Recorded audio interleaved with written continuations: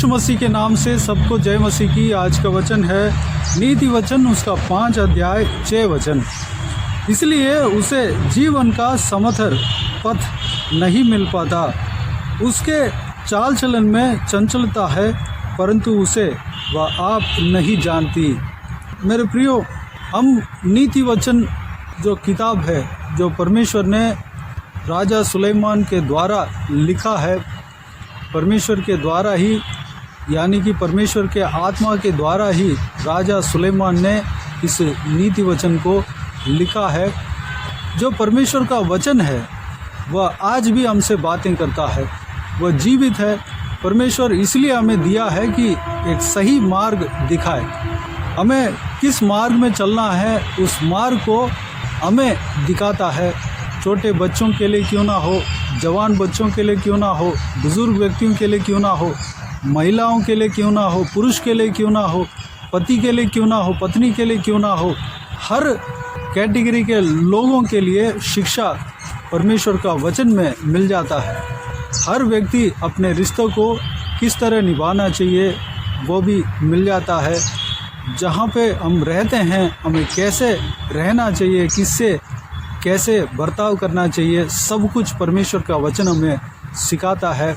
हम जहाँ नौकरी करते हैं वहाँ पर किस तरह हमें बर्ताव करना चाहिए, किस तरह हमें काम करना चाहिए, सारा कुछ परमेश्वर का वचन हमें सिखाता है। और देश के लिए किस तरह हम काम करना चाहिए, देश के भलाई के लिए हमें किस तरह काम करना चाहिए, देश का उन्नति के लिए हमें किस तरह काम करना चाहिए, सब कुछ परमेश्वर का वचन हमें सिखाता है। इस देश का जो हमारा अधिकारी है, राजा हैं, जो अधिकार में बैठे हैं, उनको किस तरह आदर और सम्मान देना चाहिए, सब कुछ परमेश्वर का वचन हमें सिखाता है। इसके अलावा बहुत सारी बातें परमेश्वर का वचन में हैं। हम परमेश्वर का वचन के गहराई में जितना जाएं उतना ही हमें जो गुप्त धन हमें मिलता है, गुप्त बातें हमें मिलता है, जो रहस्य है हमें मिलता है, और जो कीमती बातें हमें मिलता है जो कि हमें जानना चाहिए।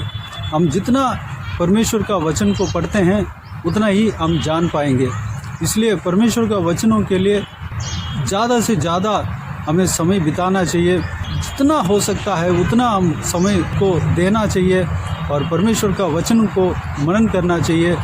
उस कार्य के द्वारा हम बहुत सारे सीक्रेट बातें हम जान पाएंगे, पा पाएंगे, जो कि हमारा भलाई के लिए, आत्मिक भलाई के लिए, आत्मिक उन्नति के लिए, विश्वास में आगे बढ़ने के लिए, पारिवारिक जीवन में आगे बढ़ने के लिए, और इस संसारिक जीवन में किस तरह चलना है, वो सारे बातें हमें मिल जाता है। गुप्त धन जहाँ पे हमें आशीष मिलने के लिए रुकावट रहता है, उस रुकावट को कैसे तोड़ना है, कैसे हमें आशीष मिलेगा, ये सारे बातें परमेश्वर का वचन के द्वारा हम सीख पाएंगे।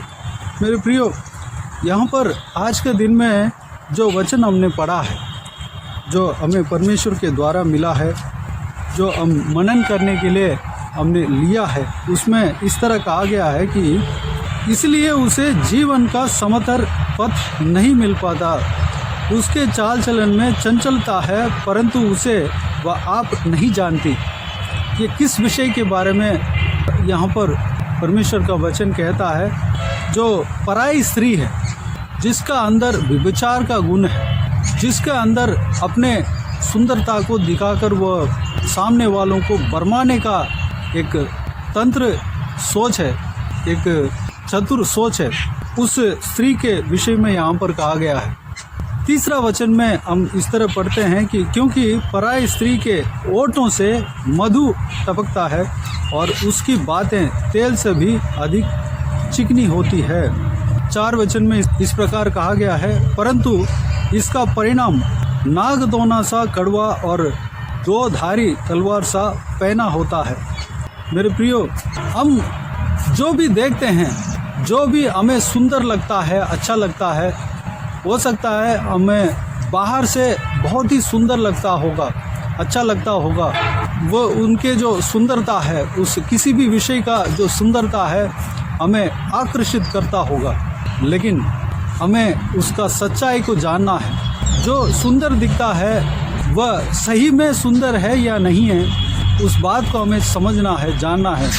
बाहर से सुंदर दिखता है वह सुंदर नहीं है, बल्कि जो अंदर इंसान, जो अंदर के बातें जो सुंदर जो है वही आवश्यक है।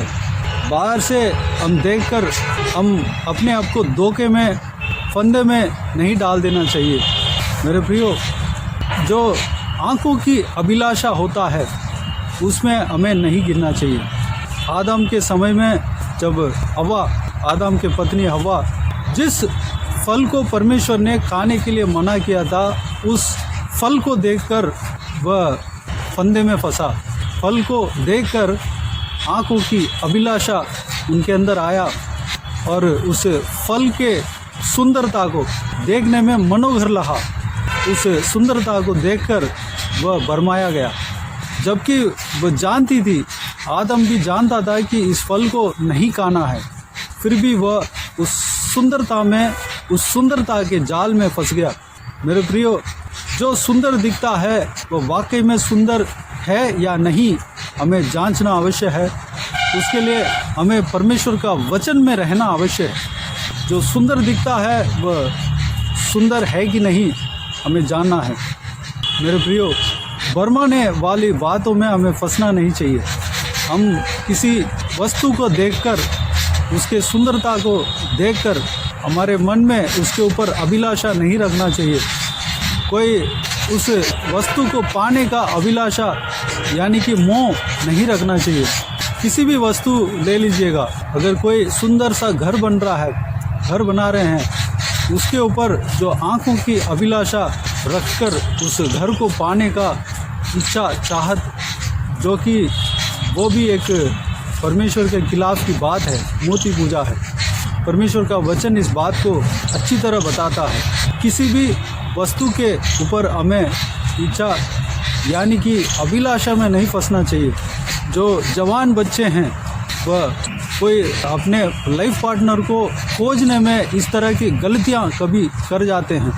बाहर की सुंदरता को देखकर वह भरमाया जाते हैं, वह फंदे में फंस जाते हैं। इस तरह उस बात से हमें बचना है तो हमें परमेश्वर का वचन को पढ़ना है। परमेश्वर का वचन हमें सही मार्ग दिखाता है। परमेश्वर का वचन इस तरह कहा गया है कि जो भी सुंदर दिखता है वो बातें, उस बातों से बचकर रहना है। हो सकता है वो जो बातें हैं, जो भी वस्तु के ऊपर आप पिघल रहे हैं, आप अभिलाषा रख रहे हैं, वह आपके जीवन में धोखा लाए, आपको परमेश्वर से दूर ना ले जाए। हमें होशियार रहना है। हर चीज़ हम, कई सारे उदाहरण हम इस संसार में हम देख सकते हैं। हम बाहर का सुंदरता को देखकर जाकर फंस जाते हैं। बाद में हमें पता चलता है कि ये ओरिजिनल नहीं है, डुप्लीकेट है।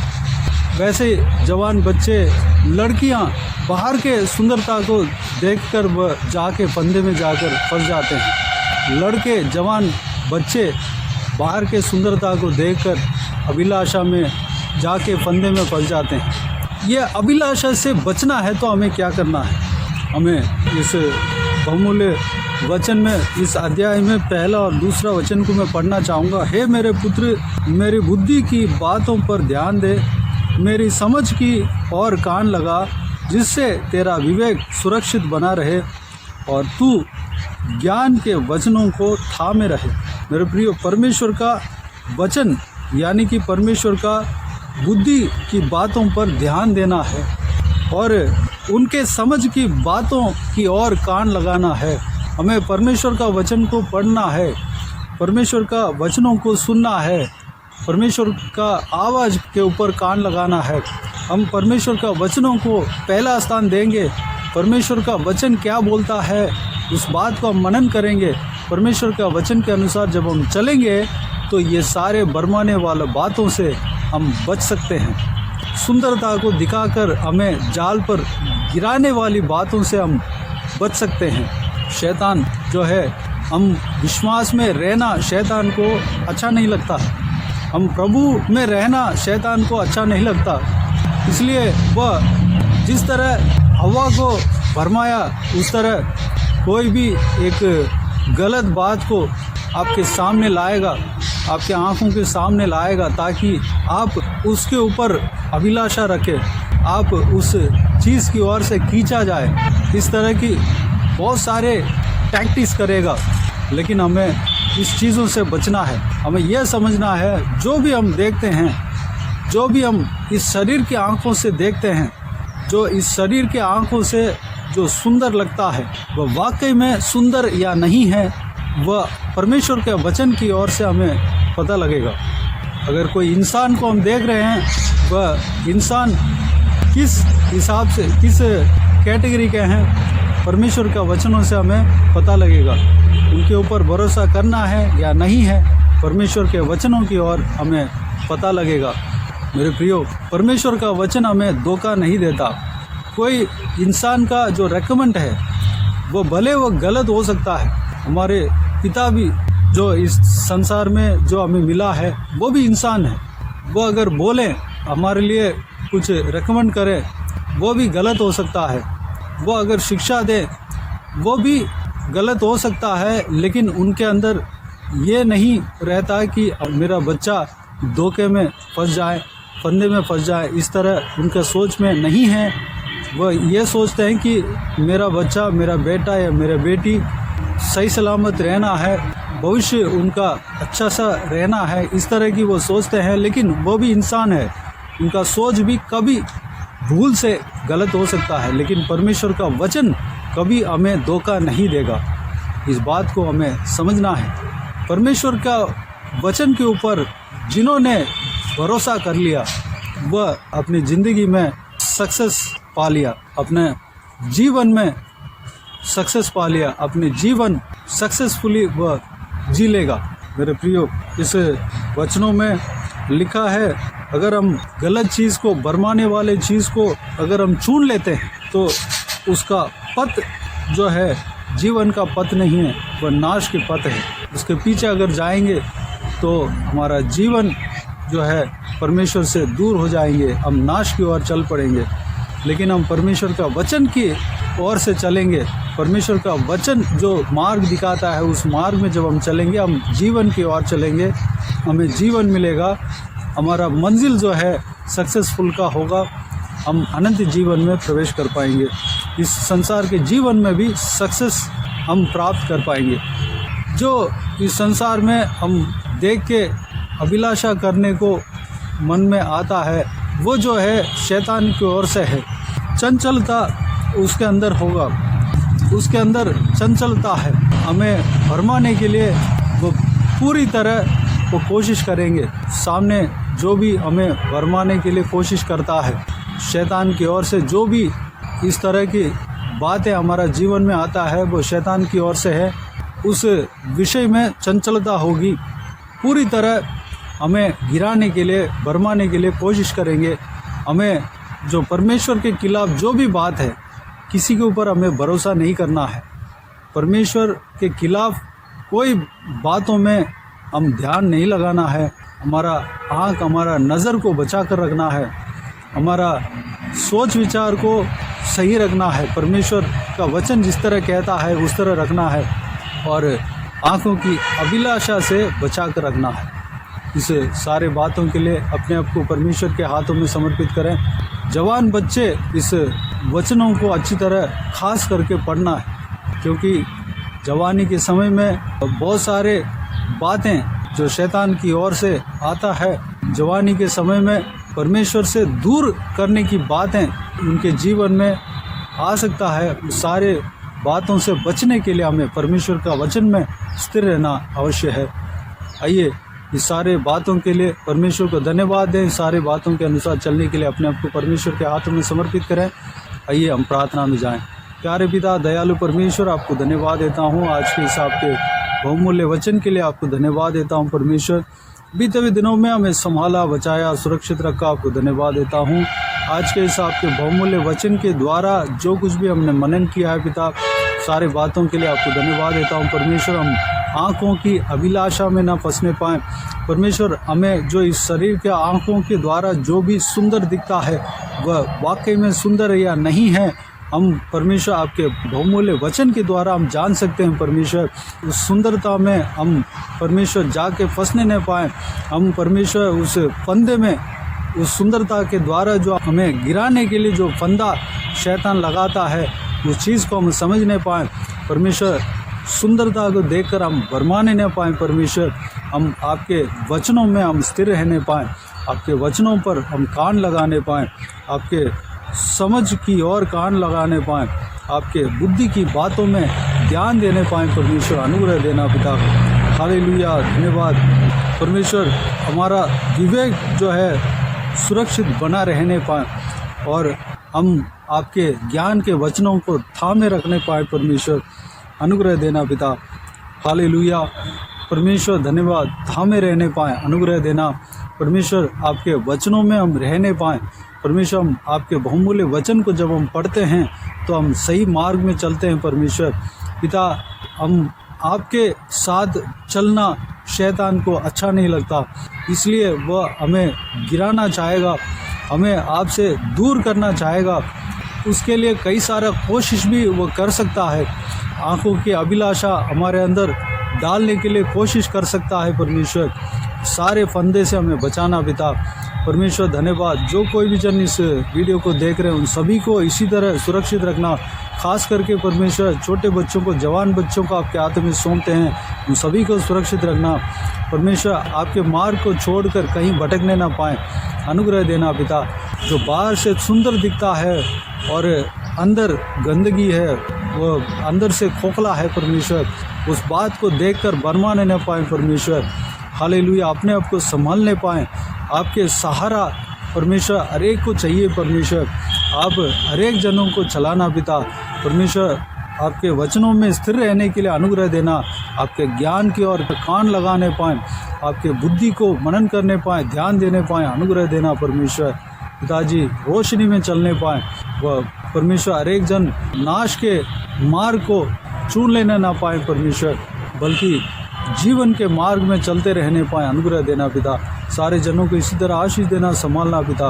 किसी को भी कोई भी कमी कटी ना होने देना, भरपूर आशीष देना। कोई भी जन बीमार हो उनको आपके हाथों में सौंपते हैं, उन्हें छूना, चंगा करना, तो यीशु मसीह के नाम से चंगा होने पाए। अगर किसी को भी दुख हो, तकलीफ हो, सारा दुख तकलीफ को दूर करना, परेशानी को दूर करना, आंसू को पोंछना। कोई भी जन जहाँ कहीं भी जाते हैं आते हैं, उनका संग रहना, उनके ऊपर आपके हाथ हमेशा बने रहने पाएँ परमेश्वर। हालेलुया, सभी को सुरक्षित रखना, संभालना पिता। हालेलुया, धन्यवाद। जवान बच्चों को खास करके आपके हाथों में सौंपते हैं परमेश्वर। सुरक्षित रखना पिता। आत्मिक उन्नति देना हर एक जनों को, जवान बच्चों को, छोटे बच्चों को, बुजुर्गों को, महिलाओं को, सभी को आपके हाथों में सौंपते हैं। आत्मिक उन्नति देना, विश्वास में आगे बढ़ाना, सुरक्षित रखना पिता। इस क्रिसमस सीज़न के लिए आपको धन्यवाद देता हूँ परमेश्वर। इस त्यौहार के सीज़न में पिता हालेलुया, आनंद के साथ आपके त्यौहार को परमेश्वर, इस त्यौहार को मनाने के लिए आपको धन्यवाद देने के लिए, आपको महिमा देने के लिए अनुग्रह देना पिता। सारा ज़रूरतों को हर एक जनों का घर में पूरा होने पाए, अनुग्रह देना पिता। बाकी सारे बातों को आपके हाथों में सौंपते हैं। सारा आदर, महिमा, जलाल आपको मिलते रहे। सारा दुआ प्रार्थना को प्रभु यीशु मसीह के नाम से मांगते हैं, सुन और ग्रहण कर। आमीन आमीन। प्रभु यीशु मसीह के नाम से प्रभु यीशु मसीह का आशीष और अनुग्रह हम सभी के ऊपर बने रहे। आमीन आमीन। मेरे प्रियो, इस चैनल को सब्सक्राइब करें और शेयर करें। अगर किसी को भी प्रार्थना का विषय हो तो डिस्क्रिप्शन में दिए हुए नंबर पर कॉल करके प्रार्थना करा सकते हैं।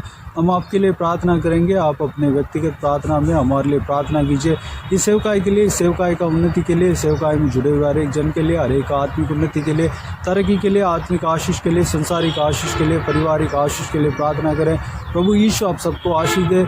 इस सेवकाई के द्वारा परमेश्वर आपके जीवन में कार्य किया हो वो भी हमें बता सकते हैं, ताकि हम सब मिलकर परमेश्वर को धन्यवाद दे सके, महिमा कर सके। प्रभु यीशु आप सबको आशीष दे। आमीन आमीन।